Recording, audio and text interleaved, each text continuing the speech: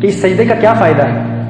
جب انسان سجدہ کرتا ہے 96 مرتبہ ہر روز آپ اللہ کی بارگاہ میں جب سجدہ کرتے ہیں تو آپ کے دماغ میں جب دوران خون کا اضافہ ہوتا ہے، جب بلڈ سرکولیشن کا اضافہ ہوتا ہے تو سائنسائٹس جیسی بیماریوں کا یہ مقابلہ کرتا ہے۔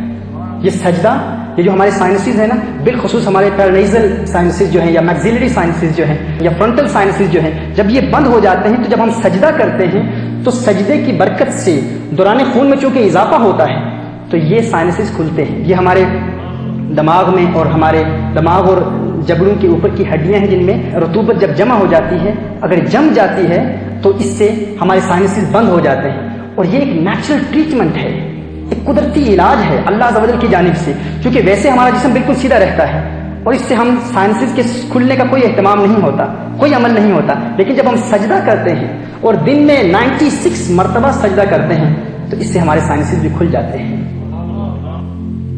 یعنی یہ اللہ عز و جل کی جانب سے یہ علاج ہے۔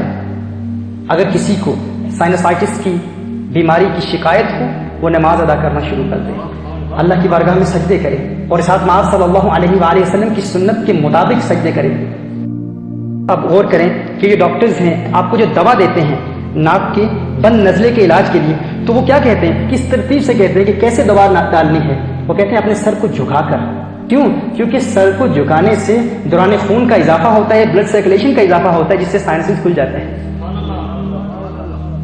تو دیکھیے فائبروسائٹس کا علاج اور سائنسائٹس کا علاج اسی سجدے میں ہے۔ وہ ایک سجدہ جس کو تو گراں سمجھتا ہے، ہاں وہ ایک سجدہ جس کو تو گراں سمجھتا ہے، 1000 سجدوں سے دیتا ہے آدمی کو نجات۔ در در در دیے در در نال در بن جا ایک درگا، چول کتا کیوں خویندہ ہے در بن وقتاں وردہ۔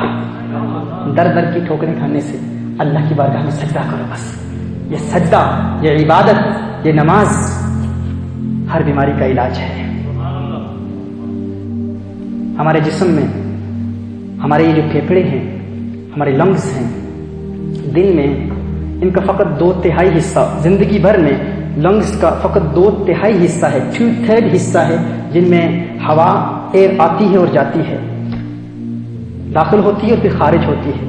یعنی 1/3 حصہ جو اس کا باقی 1/3 حصہ ہے، اس میں جو ایئر داخل ہوتی ہے وہ وہیں رکی رہتی ہے، وہ خارج نہیں ہوتی۔ اس کو ریزیڈول ایئر کہتے ہیں، جو انسان کے لنگز میں رہتی ہے، رکی رہتی ہے، ریزیڈول ایئر کہتے ہیں اس کو۔ اور یہ جو ایئر ہے یہ انسان کی لنگز میں رہتی ہے۔ کیوں؟ کیونکہ انسان جب سیدھا کھڑا رہتا ہے تو انسان کے پھیپھڑوں میں یہ 2/3 جو ہوا ہے فقط اسی کا دخول ہوتا ہے، اسی کا خروج ہوتا ہے، اور یہاں ہی فریش ایئر آتی ہے، فریش ایئر جاتی ہے۔ لیکن وہ جو ریزیڈول ایئر ہے اس کے خروج کا کیا اہتمام ہے؟ وہ سجدے میں ہے۔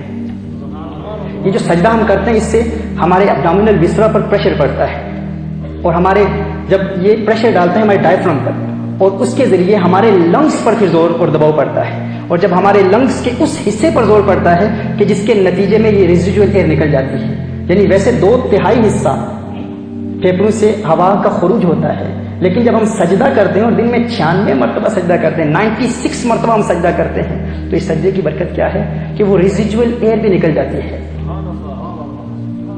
اور اس کے نتیجے میں تازہ ہوا ہماری لنگز میں آتی ہے اور وہ خارج ہوتی ہے۔ پھر کیا ہوتا ہے کہ انسان لنگز کی بیماریوں کے بہت کم، لنگ ڈیزیز کے بہت کم چانسز ہوتے ہیں۔ یہ بھی سجدے کی برکت ہے، اور پھیپھڑوں میں بھی قوت پیدا ہوتی ہے۔